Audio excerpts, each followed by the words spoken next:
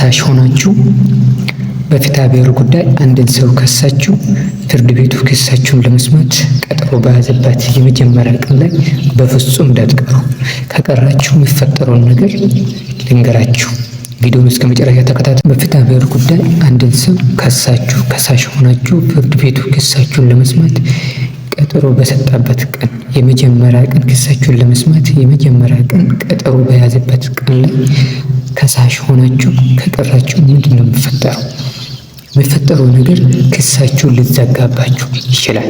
ክሳችሁ ሙሉ በሙሉ ወይም በግማሽ ወይ በከፊል ሊዘጋባችሁ ይችላል። ስለዚህ ከሳሽ ሆናችሁ ፍርድ ቤቱ ክሳችሁን ለመስማት የመጀመሪያ ቀን ቀጠሮ በያዘበት ቀን ላይ ከሳሽ ሆናችሁ በፍጹም እንዳትቀሩ። ከቀራችሁ እነዚህ ነገሮች ሊፈጠሩ ይችላሉ። አንደኛ ተከሳሹ ቀርቦ ክሱን ሙሉ በሙሉ የካደ እንደሆነ ያላመነ እንደሆነ ክሳችሁ ሊዘጋባችሁ ይችላል። ክሳችሁ ተዘጋባችሁ ማለት በሱ ጉዳይ ላይ በሱ በተመሳሳይ ጉዳይ ላይ ሌላ አዲስ ክስ መመስረት አትችሉም ማለት ነው። ከዛ ቀን ጀምራችሁ የዛን ጉዳይ ወደ ፍርድ ቤት ይዛችሁ መሄድ አትችሉም ማለት ነው።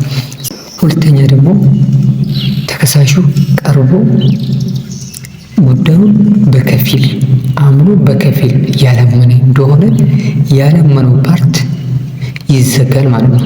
ያ ያላመነው ጉዳይ ክስ ይዘጋል። በዛ ጉዳይ ላይ ሁለተኛ ሌላ አዲስ ክስ መመስረት አትችሉም። ስለዚህ ከሳሽ ሆናችሁ አንድን ሰው በፍትሐ ብሔር ጉዳይ ከሳችሁ ፍርድ ቤቱ ክሳችሁን ለመስማት በቀጠለበት ቀን ላይ ብቻ በመቅረታችሁ ተከሳሹ ክሱን ክዶ በመቅረታችሁ ብቻ ጉዳያችሁን እንዲዘጋ እንዳታደርጉ።